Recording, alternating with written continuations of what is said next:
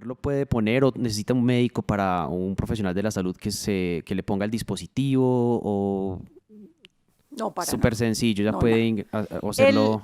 es muy fácil. Exacto. Muchas veces, pues, cuando, listo, la señora fue a la consulta de planificación, le enseñamos el anillo, de pronto lo pensó y se decidió, ¿sí? Muchas de ellas nos dicen, yo lo compro ya y me lo pone, listo, tráigalo, yo se lo pongo, le explico cómo se lo pone. Este anillo tiene más o menos, qué sé yo, bueno, no me acuerdo bien del diámetro, si no sé, pero ponle pues 5 centímetros, máximo 6 centímetros de diámetro, y es muy delgado y es muy maleable, o sea, yo lo puedo poner en varias formas, no es rígido completamente. Él se adapta muy bien a las paredes de la vagina, entonces yo les digo muy fácil, lo dobla, entonces al doblarlo queda como un 8. La paciente en una posición cómoda, igual que introducir un tampón, lo introduce hasta el fondo de la vagina, como siempre en todos este tipo de instrumentos. Y hablando de copa, tampón, anillo vaginal, la posición ideal es una posición en cuando la paciente se levante, se siente, se acuesta, se movilice, no lo deba sentir, ¿sí? Siempre a introducirlo lo más al fondo posible, pues porque si lo deja muy afuerita, pues probablemente haya salida del anillo y pues obviamente pérdida de la hormona y sus Claro, consecuencias nefastas, un embarazo. Pero básicamente es eso, o sea, ponerlo en el fondo de la vagina en una posición cómoda, igual que se pone pues un no tampón. tiene No, ciencia, no no tiene tiene ningún dificultad. tipo de ciencia. Bueno, el tema del recambio, o sea, cómo lo retira la persona, cada cuánto lo retira, por cuánto tiempo puede utilizar ese método de planificación. O si, sí, o como en todos los anticonceptivos, hasta que pues la paciente se sienta cómoda con él, pues puede utilizarlo prolongadamente o, bueno, ¿qué recomendaciones adicionales nos podrías decir acerca del dispositivo? Bueno, la mezcla es una mezcla segura de utilizar, o sea, yo la puedo utilizar los años que yo quiera, ¿sí? Eh, Recordemos pues todo lo que les he dicho siempre, basado en los criterios de elegibilidad y el seguimiento es muy importante. Recordemos que cuando una paciente empieza métodos hormonales en planificación, siempre hay un riesgo trombótico que generalmente es el primer año. Entonces, cuando una paciente me va a hacer un riesgo trombótico, dependiendo, por ejemplo, que ya tenga una trombofilia que yo no sabía, o que de pronto en el interrogatorio no nos dio muestras, pues que la paciente fuera a hacer un evento trombótico, de pronto por una trombofilia heredada, bueno, o una trombofilia adquirida, pues bueno, cualquier cosa. Generalmente los primeros 6 meses van a ser los más críticos, ¿sí? Si la paciente en primer año no hizo un evento trombótico con el uso pues de un medicamento hormonal, la posibilidad ya baja en el tiempo. Entonces, digamos, la nueva práctica de paremos los anticonceptivos para dejar descansar el cuerpo es una práctica inapropiada porque si yo paro, yo venía tomando 2 años pasas de planificar, entonces al segundo año mi riesgo trombótico baja muchísimo, pero paro 3 o 4 meses, cuando los vuelvo a reiniciar, otra vez el riesgo trombótico se eleva como si yo nunca los hubiera tomado. Entonces, estarlos tomando como, Esporádicamente o ¿cómo decirlo yo? alternancia, Como, sí, con esporádicamente alternancia, o sí. interrumpidamente, exacto, es un evento trombótico que siempre va a estar elevado y es mucho más riesgoso, ¿cierto? Entonces, por eso, un método que es seguro, una mezcla que es buena, si la paciente la tolera, lo puede utilizar muchos De años. hecho, perdón, Lina, y de hecho hace poco, pues en redes sociales viendo todos estos escenarios de influencers que hay actualmente, había una persona que decía como un periodo de desintoxicación, incluyendo el suspender los métodos de planificación, y pues que esto, o sea, gente que no tiene el conocimiento real de las cosas, que no tiene el conocimiento pues del rigor académico del por qué hacer o no dejar de hacer cosas, empiezan a recomendar este tipo de conductas que en consecuencia pueden llegar a ser más perjudiciales, como lo que estás acabando de decir, que es un dato importantísimo. O sea, la interrupción del método anticonceptivo lo que va a hacer es mantener ese alto riesgo de evento trombótico, que eso es delicado, o sea, eso es algo muy peligroso, en realidad es algo a lo que uno le teme, llegar a tener un evento trombótico en una paciente por todas las consecuencias que eso puede llegar a tener, que puede que no pase nada, pero cuando pasa algo puede ser muy grave.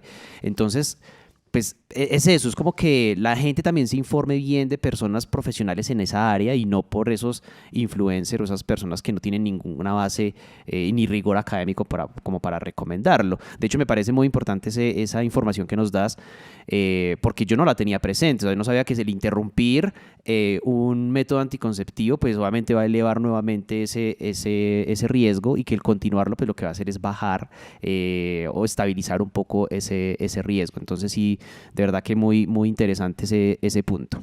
Continúa con lo que nos tienes para contar. Entonces, como la mezcla es muy segura, la paciente lo puede usar el tiempo que ella lo quiera. Otro tabú, otro mito que es supremamente común es que el uso de anticonceptivos hormonales va a llevar a la paciente a una esterilidad o a una infertilidad con un tiempo muy prolongado de uso. Eso es mentira, ¿sí? Y el retorno a la fertilidad es prácticamente casi que inmediato, ¿sí?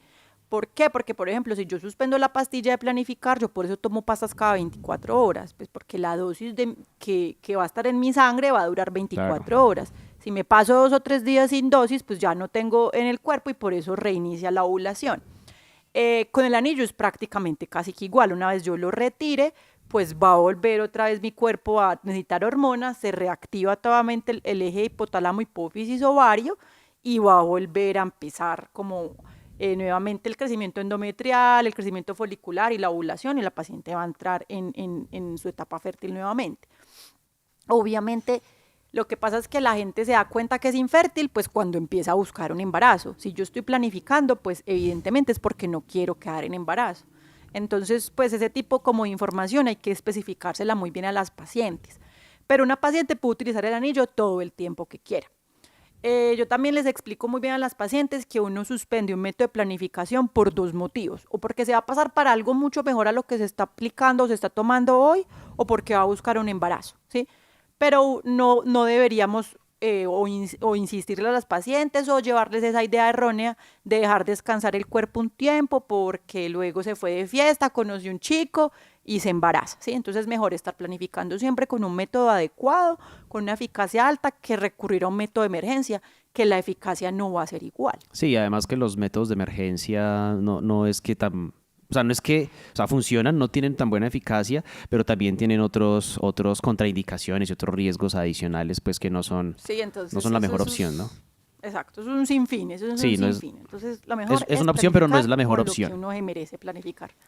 Es Bueno, correcto. no, excelente. No sé qué más que nos quieras agregar. Finalmente yo hago una pregunta y es, de pronto en el contexto de la planificación, ¿cuáles esos errores? Ya nos has hablado como de mitos y cosas que la gente de pronto puede tener, pero ya hacia la parte clínica, como de los profesionales de la salud, de los equipos que están trabajando de pronto en PIP, que recetan o envían estos métodos de planificación, ¿cuál es ese error imperdonable que tú dices, no hagan esto, no lo repliquen, por favor?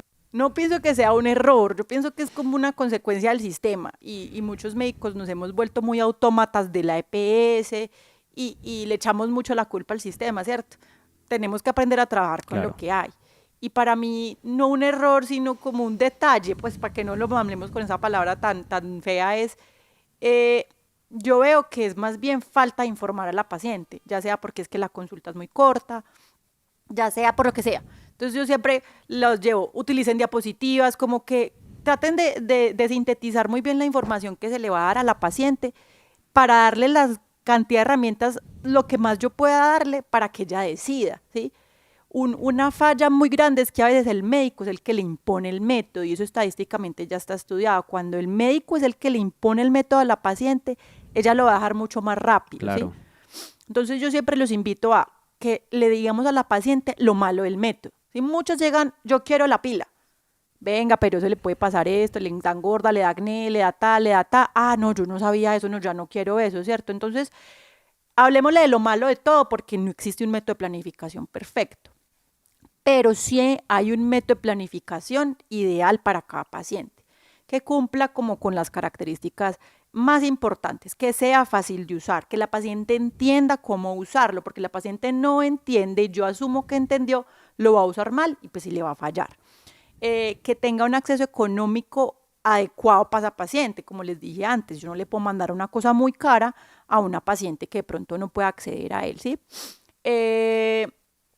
siempre encaminado en el deseo de la paciente, en el deseo de fertilidad futura, todo. Entonces, básicamente es como unar bien toda esa información, enseñar a las pacientes y explicarles muy bien y no perderlas en el seguimiento, porque a veces en el seguimiento nos damos cuenta que ella no tolera alguna mezcla en especial y yo puedo estar moviéndome en muchos rangos.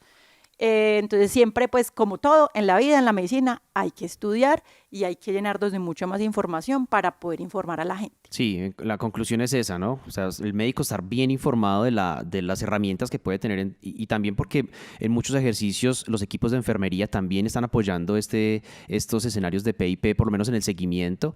Entonces sí, estar bien informados como profesionales de la salud para poder dar una buena información al paciente es como la reflexión final del podcast, ¿no? Bueno, Lina, no sé si tengas algo más que Sí, sí. agregar a este contenido que ha estado buenísimo. No. Y me acabo de acordar de una pregunta que me hiciste al principio que no contesté, que la voy a Ok, contestar en este dale. momento. El anillo no está en el post. Ok, ok, ok. El anillo no está en el post, entonces pues nada. Pero hay otras cosas que pueden estar en el post que pronto puedan ser útiles, pero no escuchar a nuestras pacientes, yo creo que eso es lo más importante. La mujer es la que tiene la voz final en esto. Bueno, buenísimo, Lina. Excelente tema. De verdad que dejas muy claro el escenario en cuanto al uso de este dispositivo. Ahí tocamos algunas cosas también de métodos de planificación, obviamente pues porque viene a colación en el tema. Sin embargo, creo que va a ser temas de próximos podcasts, hablar de planificación ya como en un escenario más holístico, más extenso. Y nada, agradecerte por el espacio que nos das para poder hablar de estos temas a los profesionales de la salud y seguir construyendo ese dominio en temas específicos de lo que nosotros estamos creando en educación en Revive. Y pues de verdad que bienvenida de nuevo. Muchísimas gracias, Lina. Muchas gracias a ustedes, que estén muy bien, a ti, Sebas, a todos los que nos oyen. Espero que se toquen más por estos temas, porque la planificación a mí me encanta, me parece un tema espectacular. Buenísimo. Sí, la idea es que también todas las personas que estén trabajando en eso sigan como esa pasión que tú transmites en el ejercicio. Bueno, a toda la audiencia, a todas las personas que nos están viendo en Revive Podcast, muchas gracias por llegar hasta este punto del podcast. Los invitamos para que nos sigan en nuestras redes sociales, como @gprevive. A la doctora Lina la pueden seguir en De Mujer a Mujer. @ de mujer ginecología, Ok. Instagram y Facebook. @de Mujer a Mujer Ginecología. Están en Instagram y están en Facebook. De verdad que tienen contenido muy bueno. Y que nos sigan, se suscriban en el canal de YouTube y nos dejen sus comentarios de otros temas que quieran tratar o que quieran hablar, escuchar en nuestros podcasts. Así que gracias también a ustedes por estar con nosotros.